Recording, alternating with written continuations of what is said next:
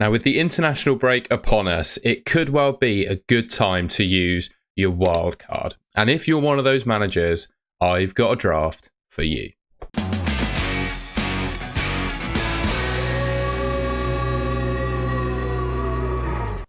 All right, I'm going to get straight into things then with the goalkeeper and defenders.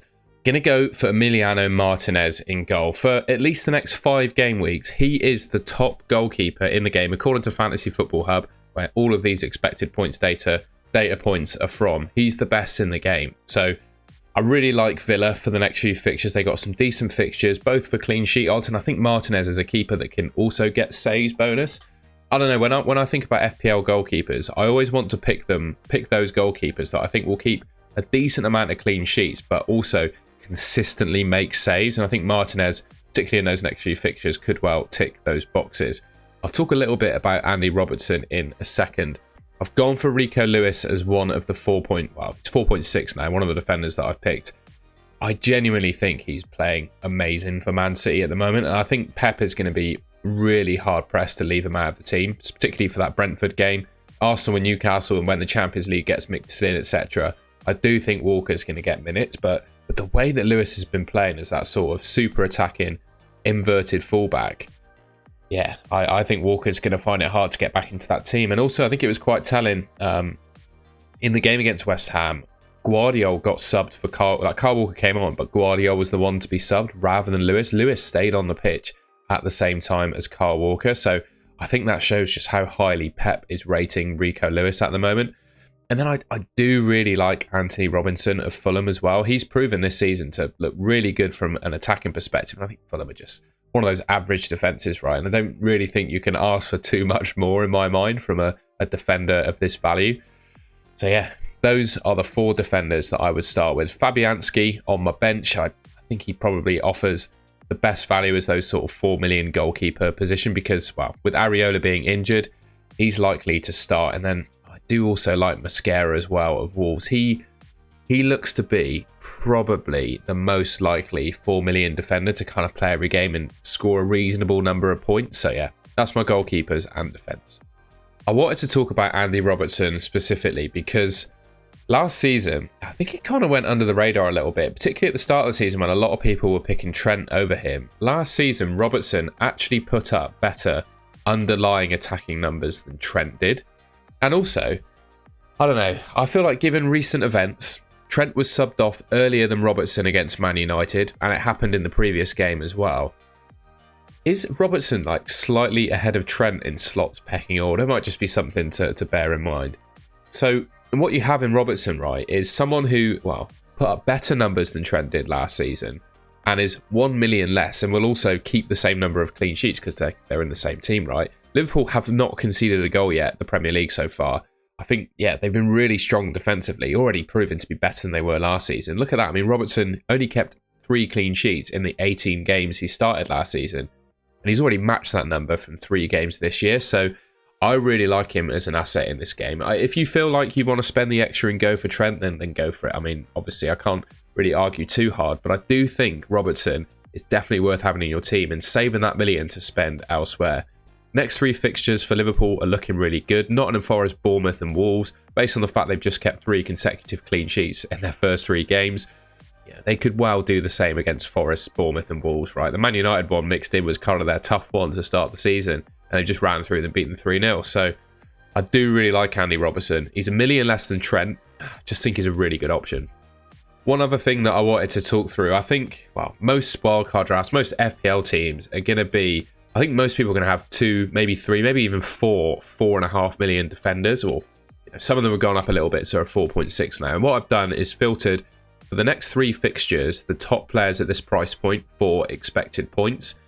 Fantasy Football Hub are actually suggesting Aston Villa assets are going to be good, which, I don't mind. I was a little bit cautious about being doubled up on Aston Villa defence though, which is why I've only gone for Martinez in goal. But the expected points algorithms definitely have Aston Villa defenders leading the way. So Pau Torres, Luca Dean and Konsa, the 3 sort of, I guess, nailed on Aston Villa defenders at the moment, are top of expected points. We've got Lewis Dunk, Rico Lewis is in there, who I've got in my team. Couple of Southampton players, which is a bit interesting. Coleman, Colwill, and then Anthony Robinson as well. So, if you maybe disagree with some of those cheaper defender picks that I've made in this team, maybe take a look at those expected points figures to maybe evaluate for yourself and pick other players if you wish. So on to the midfield then, and I've gone for Salah, Eze, Semenyo, Rodgers, and I've put Mbeumo on my bench. I'm a little bit torn really between whether to play Mbeumo against Man City or play Rodgers against Everton.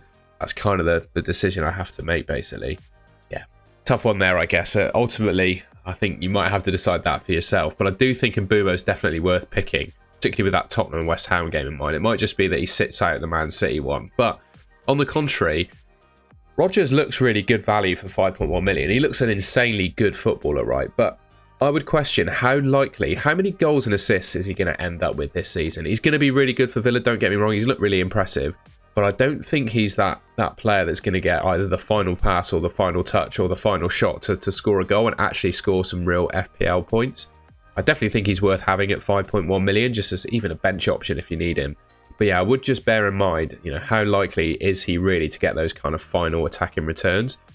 Other three midfielders, Semenyo I've gone for. I think it's worth having a player at this 5.5 million price point as well. There are so many good options and we'll talk through them again. Talk through them in a little bit more detail in a second. I personally have Semenyo picked out as my favourite there. Although the next couple of fixtures do worry me a little bit. Chelsea at home I think will be okay. And then Liverpool in the next game week is probably a little bit tough. But I guess you could start Mbeumo in that game instead. Eze finally rewarded owners with a goal in game week 3 against Chelsea. He's got Leicester at home coming up, Man United at home after that, and Everton away after that. Man United don't look any good, Everton don't look any good, and Leicester conceding goals left, right and centre. So I think those next 3 fixtures for Eze are looking really good. He's down, of course, to 6.9 million with the amount of people that sold him. He's on penalties, free kicks, plays 90 minutes every game. I think he's the leading shot taker in the Premier League still. And he's hit the woodwork twice as well, so he could have had more than just the solitary goal that he's had so far. And then I think you just have to pick Mo Salah, right? The performance he put in against Man United was just incredible. He looked back to his absolute best. Perhaps last season, particularly after the AFCON, I would say he kind of dropped off a little bit. But yeah, this season, night and day difference. He's looking absolutely mega. Nottingham Forest, Bournemouth in the next 2.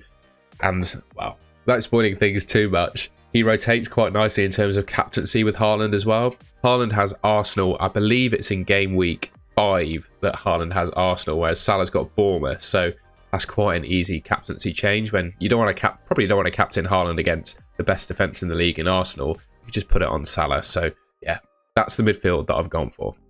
I just wanted to speak about Mbeumo in a bit more detail, really, because although he's not made the starting 11 because he's got Man City in game week 4, although you could decide to start him ahead of Rodgers if you wanted to. With Brentford now selling Ivan Toney, Mbeumo just becomes their absolute talisman, right? He's on penalties, he's going to take their free kicks, plays 90 minutes pretty much every game. He ticks all the boxes of a good FPL asset. The numbers he put up last season were really good. He's got a goal per game so far this season. And I would also say, although it did kind of rely on, I think, Toney being in the team, Brentford do have a good record against the top teams, and especially against Man City as well. They've beaten them at the Etihad before. So, stranger things have happened. I probably, again, wouldn't start him in that game, but I can't say that he's a terrible asset even against Man City, right?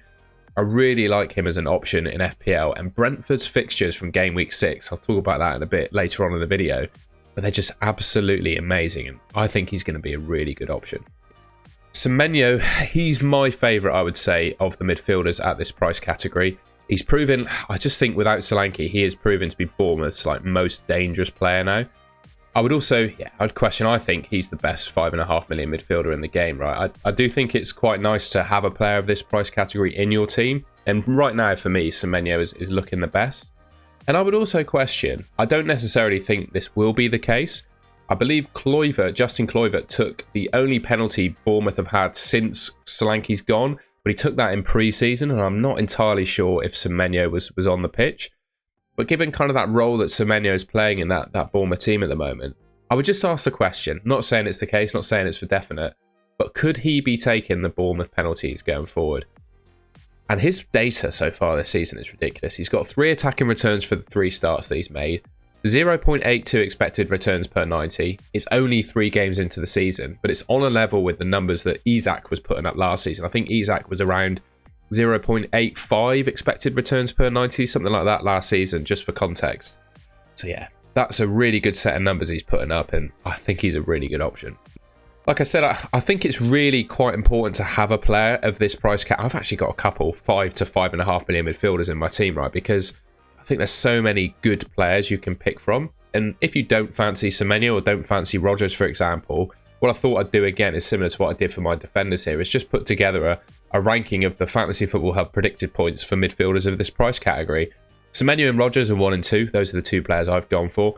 Minter of Brighton, who has a really bright start to things for them, is 3rd. You've got Alanga of Forest, Brereton Diaz of Southampton, Kluivert's in there, Smith Rowe, Hudson-Odoi, McNeil, Decordova-Reid of Leicester. So you get an idea of other players around this price point that are expected to do well. For me, Semenyo and Rodgers are my favourite, just in my mind, and clearly that's backed up by the Fantasy Football Hub expected points there. But yeah, if you want to pick someone else, these are probably the best ones to go for.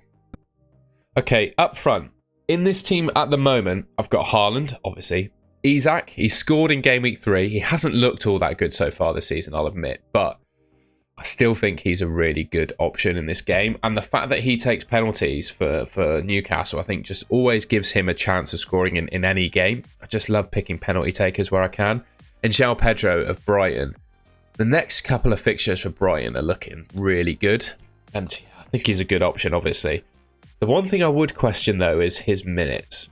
When I don't think Brighton have, they might be in Europe, but regardless, they just have so many options in those forward positions. You know, they signed Ruter, got Minter, Mitoma, Solly March, Danny Welbeck. There are others that I couldn't even remember or name, right? They've got so many players in those forward positions. So I do think there's always a chance that João Pedro could be benched or dropped or whatever for particular games. And I wouldn't want to hang my hat on him playing. So I do think he's a great option, but I would also consider Yoane Wissa of Brentford at 6.1 million. I think he is one of the best value forwards in the game right now. 6.1 million, and from open play, I just spoke about how good Mbeumo is. When you look at the non-penalty open play expected goals data, etc., Wissa is actually more dangerous than Mbeumo is. So just something to bear in mind there. And Brentford's fixtures from game week 6, like I said when going through Mbeumo, are just outrageous. West Ham, Wolves, Man United, Ipswich, Fulham, Bournemouth, Everton, Leicester.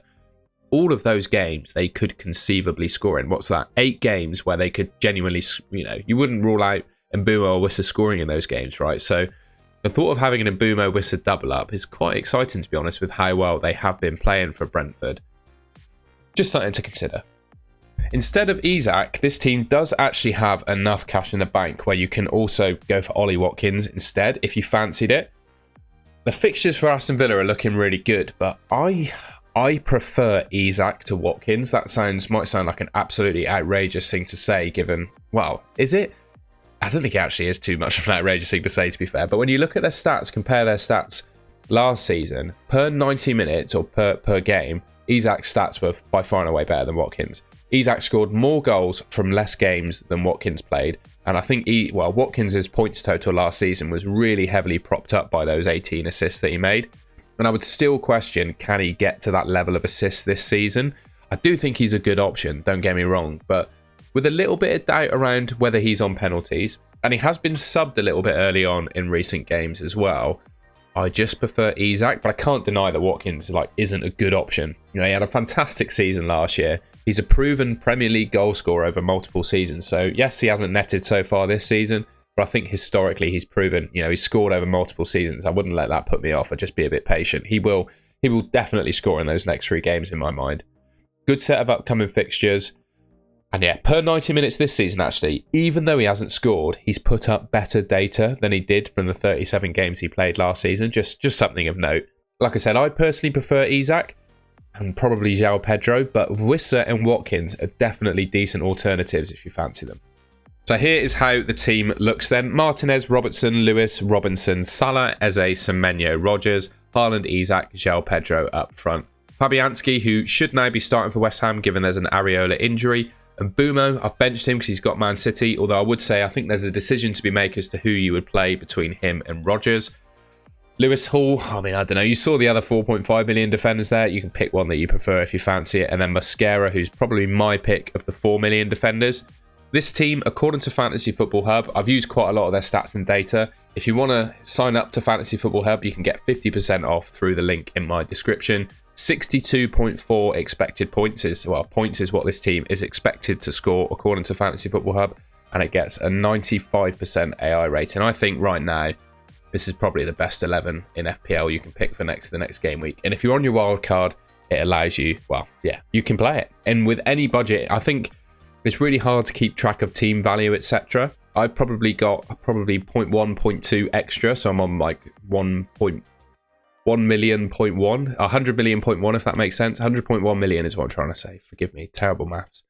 And this team has over 1 million in the bank. So bear that in mind if you want to swap maybe Isak for Watkins, João Pedro for Wissa, Robertson for Trent. The potential is there to do that if you want to. There should be a little bit of spare cash in the team should you want to go this way. So yeah, that's the wildcard draft. Let me know in the comments what you think. All right, and that's the end of the video. I hope you enjoyed it and found it useful. I've got a feeling that the international break is going to be quite a popular time for people to hit the wildcard button. Lots of underperforming players that aren't getting in the teams anymore that a lot of people are probably carrying in their FPL teams at the moment. They just want to get rid of. So yeah, the wildcard might be the best shit for you to use. And if it is, hopefully this video has helped. Let me know in the comments, like I said, if there's anything you change about this team. And if you like the video and want to see more from me, you can subscribe to the Golden Goal channel, which should be just there on your screen. And yeah, thank you very much for watching. I will catch you in my next video.